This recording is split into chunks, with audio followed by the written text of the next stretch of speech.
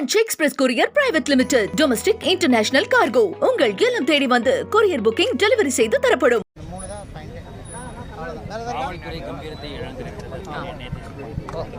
இந்த டிஎல்ஓ தான் பெருசா போயிட்டு இருக்குது. இந்த இறந்தவங்களோட வாக்கள கரெக்ட் ஆளுங்கட்சி இன்ஃப்ளூயன்ஸ் பண்றாங்க. ஒரு ஸ்டெப் முன்னாடி கொஞ்சம் நம்ம என்னன்னா ஒரு ஸ்டெப் முன்னாடி போலாமா? பைக் கொஞ்சம் கீழ இருக்கு. ஒண்ணும் தெரியாது. வேற ஏதாவது சொல்லணுமா? இந்த பிஎல்ஓ வராங்க இல்லைங்களா, சில பேர் வந்து திமுகவினுடைய வார்டு செயலர் கூப்பிட்டு அவங்க வீட்டுக்குள்ள உட்கார வச்சு தான் டிஸ்பியூட் பண்ணுறாங்க. அந்த ஃபார்ம்ஸ் நம்ம போய் சொன்னதுக்கப்புறம் தான் வெளியே வராங்க. சில இடங்களில் திமுக ஆஃபீஸில் போய் உட்காந்து பண்ணுறாங்க. அதெல்லாம் வந்து கொஞ்சம் சரி பண்ணுறாங்க. ஓகே, வேற ஏதாவது சொல்லணுமா? அவங்களுக்கு பேப்பர் தராங்க, நம்மளுக்கு தராங்க. டு தி லெஃப்ட் வரணும், அக்கா கொஞ்சம் டு தி லெஃப்ட் போணும். அந்த முன்னாடி வந்துடலாம். நீங்க அந்த கொஞ்சம் முன்னாடி வந்துடலாம், ஒரு ஸ்டெப் முன்னாடி. ஊடக நண்பர்களுக்கு வணக்கம். வந்தே மாதரம் பாடல் இயற்றப்பட்டு 150 வருடங்கள் ஆவதையொட்டி நம்முடைய பாரத பிரதமர் திரு நரேந்திர மோடி அவர்கள் நாடு முழுவதும் இந்த வந்தே மாதரம் பாடலுக்கான கொண்டாட்டங்களை மக்கள் கொண்டாட வேண்டும், அதை செயல்படுத்த வேண்டும். குறிப்பாக நம்முடைய இளம் தலைமுறைக்கு நம்முடைய சுதந்திர போராட்ட வரலாற்றை பற்றி சொல்வதற்கு இந்த பாடலினுடைய 150வது ஆண்டு விழாவை நாம் பயன்படுத்தலாம் என சொல்லி அவரே முன்னின்று இந்த கொண்டாட்ட இயக்கத்தை தொடங்கி வைத்து எங்கெங்கெல்லாம் சுதந்திர போராட்ட தியாகிகளுடைய முக்கியமான நினைவிடங்கள் இருக்கிறதோ, சுதந்திர போராட்டம் தொடர்புடைய இடங்கள் இருக்கிறதோ, அங்கெல்லாம் நாம் அனைவரும் சேர்ந்து மாணவ மாணவிகளோடு இந்த பாடலை, முழுமையான பாடலை இசைக்க வேண்டும் என வேண்டுகோள் வைத்திருந்தார். இது ஏதோ கட்சி நிகழ்ச்சி அல்ல. வந்தே மாதரம் பாடல் என்பது பாரதிய ஜனதா கட்சிக்கு சொந்தமான பாடல் அல்ல.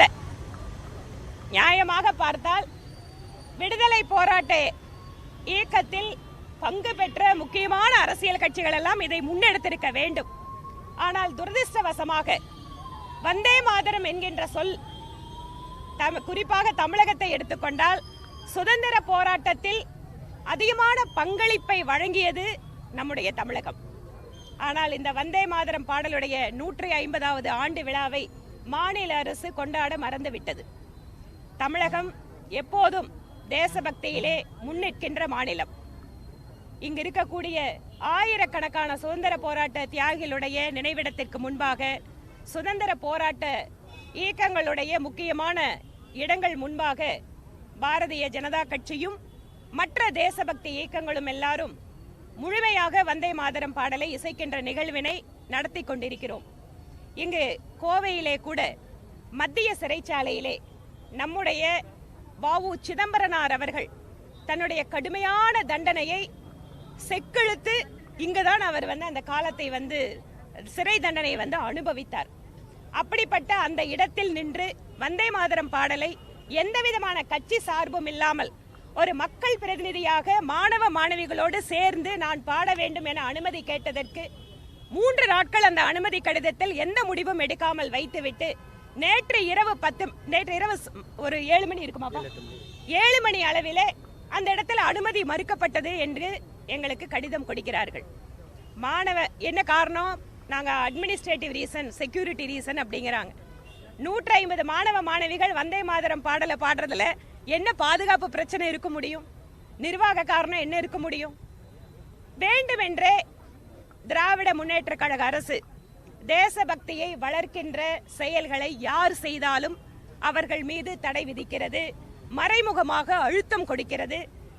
இப்போது கூட இங்கு வ.உ. சிதம்பரனார் அவர்கள் சிலைக்கு மாலை அணிவித்து விட்டு அவர்களோட இடத்துல மாணவ மாணவிகளோடு சேர்ந்து பாடணும்னு கேட்டப்போ மாணவ மாணவிகளை கொண்டு வரக்க அனுமதி இல்லை அப்படின்னு ஜனநாயகத்திற்கு விரோதமாக ஒரு ஆர்டர் போடுறாங்க.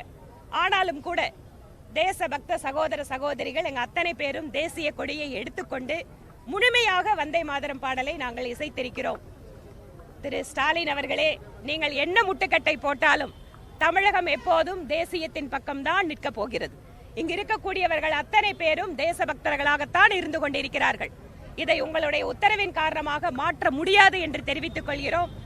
இப்போது ஒரு இடத்துல வந்தே மாதரம் பாடலை பாடுறதுக்கு எங்களுக்கு அனுமதி மறுத்தீங்க.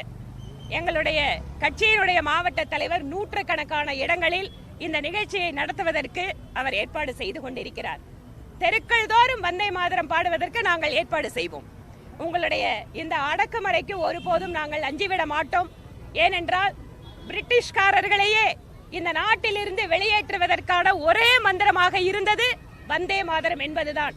இந்த வந்தே மாதரத்தின் வாயிலாக நீங்கள் அதற்கு தடை செய்ய நினைத்தால் இந்த ஒற்றை வார்த்தையே உங்களை வீட்டுக்கு அனுப்புவதற்கு தேசபக்தர்கள் முடிவு செய்வார்கள் என்பதையும் இந்த நேரத்தில் தெரிவித்துக் கொள்கிறோம். எஸ்ஐஆர் விவகாரம் ஒரு இடியாப்ப சிக்கல் போல இருக்கிறது அப்படின்னு சொல்லி திமுக அதன் கூட்டணி கட்சிகள் சார்பாக போராட்டமும் அறிவிச்சிருக்காங்க நாளைக்கு. எஸ்ஐஆர் தொடர்பாக இதற்கு முன்பாகவே திராவிட முன்னேற்ற கழகமும் அவங்களோட கூட்டணி கட்சிகளும் ஒரு பெரிய டிராமாவை பண்ணிட்டு இருக்காங்க. திராவிட முன்னேற்ற கழக அரசுக்கு அவர்களுடைய திறமையின்மையை மறைப்பதற்கு, அவர்களுடைய ஊழலை மறைப்பதற்கு ஏதாவது ஒன்று சென்ட்ரல் கவர்மெண்ட்டுக்கு மேல அவங்க திசை திருப்பணும். எஸ்ஐஆர் என்பது ஏதோ புதிதாக இந்த நாட்டில் செய்யப்படுவது அல்ல. 2002, 2005 தமிழகத்தில் கூட எஸ்ஐஆர் நடத்தப்பட்டது. அப்பெல்லாம் அதை பத்தி எதுவுமே வாயை திறக்கலையே திமுக. இப்ப மட்டும் என்ன கவலை வந்திருக்கு? இப்போது மக்கள் கடுமையான அதிருப்தியில் இருக்கிறார்கள்.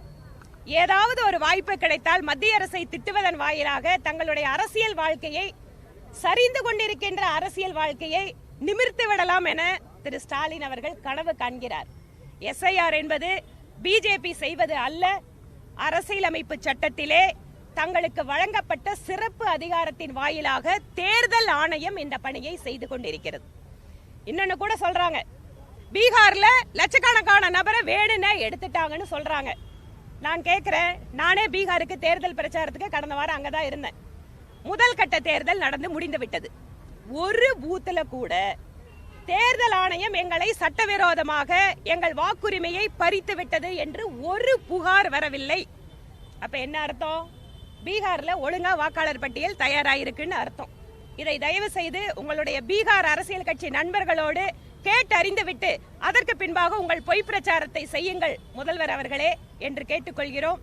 தமிழகத்தில் நடக்கக்கூடிய எஸ்ஐஆர்ல பல்வேறு முறைகேடுகள்.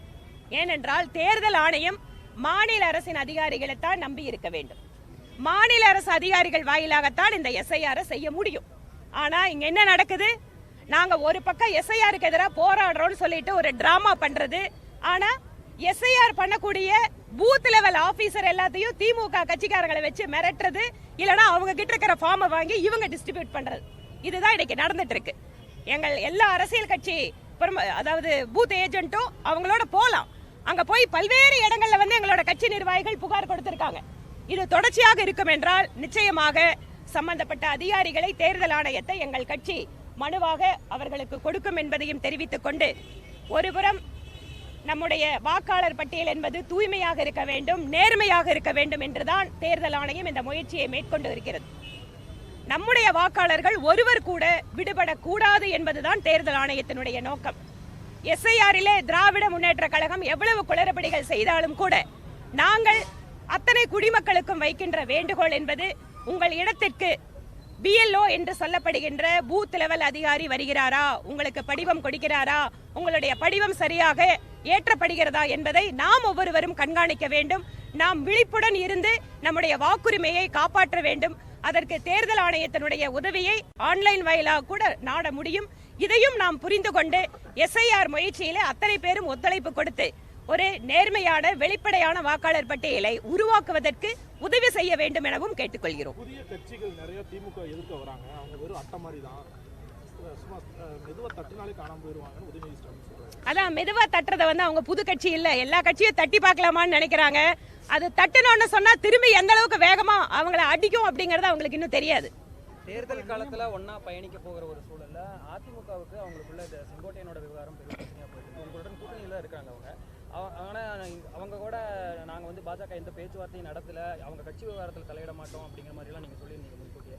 ஆனா செங்கோட்டையன் பிரஸ் மீட்ல என்னை பாஜகவினர் அழைத்தார்கள், இணைந்து செயல்படுவதற்காக அறிவுறுத்தினார்கள் அப்படின்னு பேசியிருக்காரு. இல்ல கரெக்ட், அவர் சொல்லியிருக்காருன்னு சொன்னா அவர் அதுல வந்து யார் அவரை அழைத்தார்கள், கட்சியில் அதிகாரப்பூர்வமாக யாராவது தொடர்பு கொண்டாங்களா அப்படிங்கிற விஷயத்தை அவர் தான் வெளிப்படையா சொல்லணும். எங்களை பொறுத்த வரைக்கும் எங்களுக்கு வந்து அதிமுகவோட கட்சி விவகாரங்களை தலையிடுறதுக்கு எந்த விதமான எண்ணமும் கிடையாது. எங்களுக்கு கொடுக்கப்படக்கூடிய டைரக்ஷனும் டெல்லியிலிருந்து அதுதான். அது அவங்களோட கட்சி, அவங்க நம்மளோட கூட்டணியில் இருக்காங்க. கூட்டணி அப்படிங்கறத இன்னைக்கு நம்ம பலமா எடுத்துட்டு போகணுங்கிறதா எங்களுக்கு கொடுக்கப்படுற தகவல். பாதிக்கப்பட்ட மக்களை விஜய் நேரில் சந்திச்சதுக்கு அப்புறம் இப்ப அவருடைய ஜனநாயகன் பட சம்பந்தமான பாடல்கள் நிகழ்ச்சிகள்லாம் வெளியேற ஆரம்பிச்சிருச்சு. அவருடைய செயல்பாடு எப்படி பார்க்குறீங்க? அரசியலில் ஒரு கவனம் செலுத்துறதால சினிமாவில் கவனம் செலுத்துறாரு. அந்த பாடல் ஒரு சினிமா தேர்தல் பிரச்சார வரிகள் நிறைந்ததாக தான் இருக்கு. ஒன்னா சேரு நம்பிக்கையுடன் சேரு அப்படிங்கிறது மைய அரசியலையும் சிலது பேசியிருக்காரு. எல்லா மதங்களையும் இணைக்கிற மாதிரியான, எல்லா மொழி பேசுபவர்களையும் இணைக்கிற மாதிரியான வரிகள், லேதையா ஆமா பையா அந்த மாதிரியான வரிகளும் சேர்ந்து ஒட்டுமொத்தமான ஒரு பிரச்சார பாடல் மாதிரி இருக்கு. தேர்தல் நெருங்கக்கூடிய ஆமா பையாவா ஹிந்தியில வந்துடுச்சா? பையா இருக்கு, லேதையா இருக்கு, ஸ்நேகம் இருக்கு, எல்லாமே இருக்கு. அப்படியா? சினிமா பாடல்கள் மூலியமா மறுபடியும் வந்து சினிமா பாடலை வந்து அரசியல் பிரச்சாரத்துக்கு பயன்படுத்துறது தமிழ்நாட்டுக்கு ஒன்றும் புதுசு இல்லைங்க. இங்க வந்து இருக்கக்கூடிய அரசியலும் சினிமாவும் வந்து நெடுங்காலம் வந்து ஒன்றாக பயணித்திருக்கக்கூடிய சூழல்ல ஒரு சினிமா நடிகர் அரசியல் கட்சி ஆரம்பித்திருக்க போது எப்படியாவது அதுல வந்து தன்னோட அரசியல் பிரச்சாரத்துக்கு பயன்படுத்தணும் தான் எல்லாருமே நினைப்பாங்க. அதனால இது ஒன்றும் புதுசா ஆச்சரியமான விஷயமா பார்க்கல. ஆனா எனக்கு என்னன்னா, திரு விஜய் அவர்கள் திமுகவை வீழ்த்து போகிறேன்னு பேசுறவரு திமுகவை எப்படி அவர் தனியாக வீழ்த்த முடியும், அதற்கு என்ன அவருக்கு ஒரு பலம் இருக்கிறது, இல்ல வந்து எதிர் திட்டம் இருக்கிறது அப்படிங்கிறது தெரியல. ஏனென்றால் திமுக மாற்றப்பட வேண்டும் என்பதில் யாருக்கும் எந்த மாற்று கருத்தும் கிடையாது. ஆனா அதுல ஒரு ஒன்னா சேருங்கிறாரு, எல்லா பாஷையும் வேற சொல்றாருன்னு சொல்றீங்க. அவர் ஒன்னா யாரு கூட சேர போறாரு? நன்றிங்க. சாயந்தரம் 4:30 மணிக்கு அங்கன்வாடி பூஜை வந்து இன்னைக்கு வந்து அதிமுக சட்டமன்ற உறுப்பினரோட சேர்ந்து அங்கன்வாடி பூமி பூஜை போடுறோம். அங்க வாங்க, உங்களுக்கு மத்த அரசியல் கேள்வி இருந்தா பதில் சொல்லுங்க. சாயந்தரம் 4:30 மணிக்கு நீங்கள் புளியகுளம் மாநகராட்சி பள்ளிக்கு வாருங்கள். நன்றி நன்றி.